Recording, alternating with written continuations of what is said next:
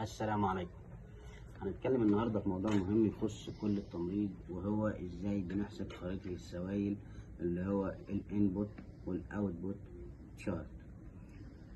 في حالات كتير الدكتور بيجي بيطلب لها خريطة سوائل، ايه فايدتها وبنعملها ازاي.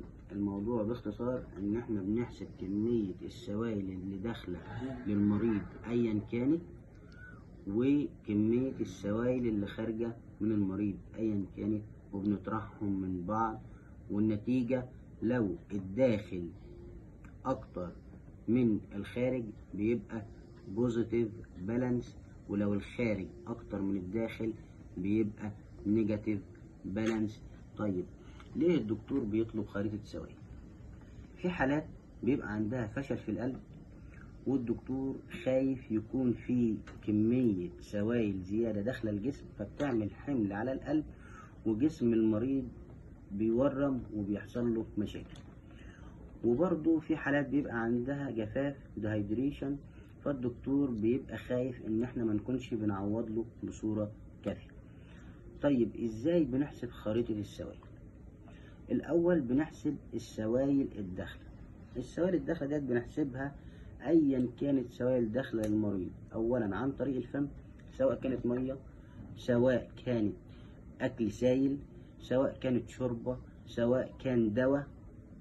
الدواء اللي احنا بنديه عشان ما ننساش، لو الدواء بيتاخد عن طريق الفم لازم نبقى عارفين الدنيا قد ايه، ويبقى عندي كوباية مدرجة، ويبقى عارفين ان المعلقة الصغيرة بتساوي 5 سنتي، والمعلقة الكبيرة بتساوي 15 سنتي، والكوباية بتبقى من 200 ل 250 سنتي.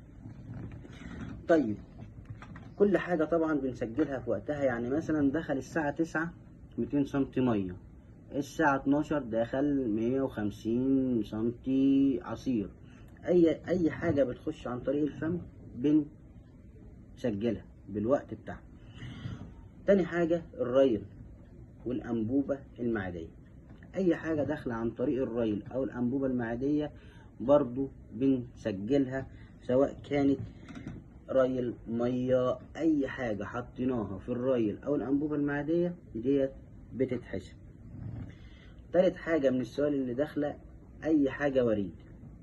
إيه أي حاجة وريد؟ اللي هي المحاليل الوردية، محلول ملح، رنجر، دم، بلازما. العلاج يعني ممكن يبقى فيه مضاد حيوي متحلل وبديه وريد، ده برضو بحسبه. يبقى احنا عرفنا دلوقتي ان السوائل الداخلة بتتلخص في 3 حاجات: بالفم، ولو في أنبوبة معدية أو ريل، وبالوريد. أيا كان بنسجل الكمية وبنسجل الوقت. بعد كده نخش على السوائل الخارجة.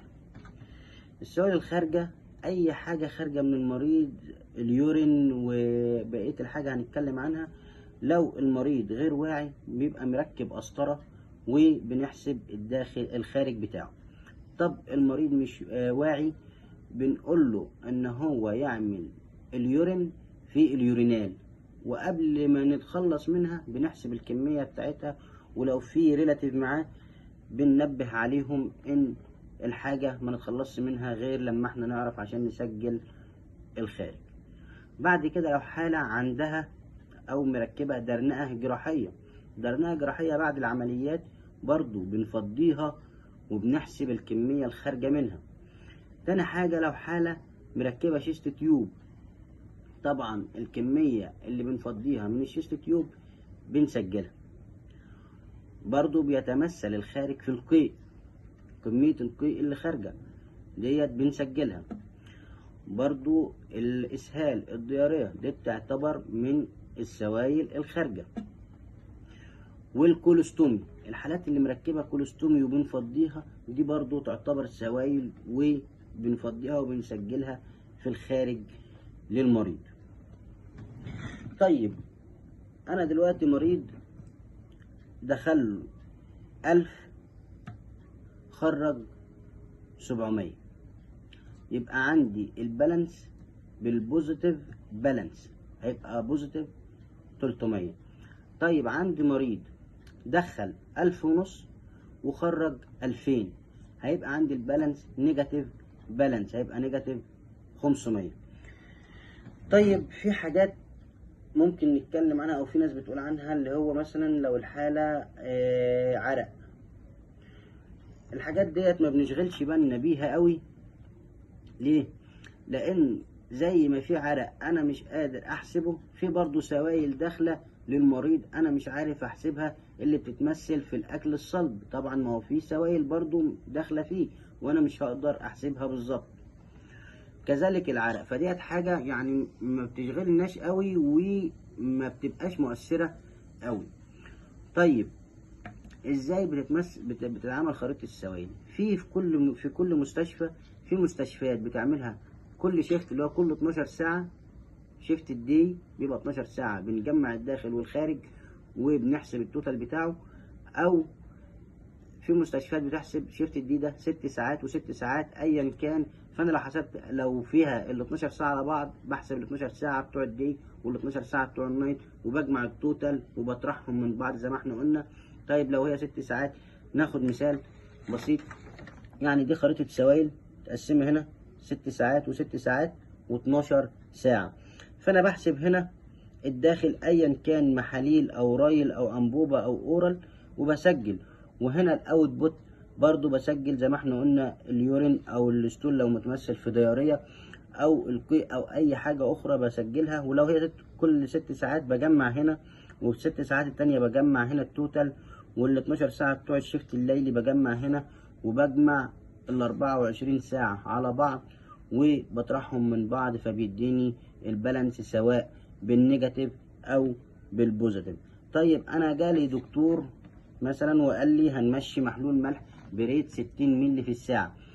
فانا ما بكتبش الكميه كلها على بعضها، لا، كل ساعه بكتب ال60 اللي داخله كل ساعه. الساعه في نفس الساعه وفي نفس الوقت، لان المريض ممكن يتقف في اي لحظه من على المحاليل ما يبقاش 60، او نزود او نقلل الريت، فنبقى ماشيين كل ساعه. ويا ريت برضو اليورين واحنا بنفضيه نبقى عارفين ما نطولش، ما نجمعش الكميه كلها على بعض وما نطولش في الحساب. لا، انا اخش له كل ساعه كل ساعتين افضي اليورين واعرف هو فضى او خرج قد ايه، عشان اعرف العيان ده بيجيب قد ايه في الساعه، او قاطع يورين ولا لا، او لو في اجراء هاخده ولا لا. طبعا بيانات العيان بتكون كامله والتاريخ وامضتي الجميله. وبكده يبقى ده ملخص خريطه السوائل بشكل مبسط وبشكل جميل، ويا رب تكونوا استفدتوا.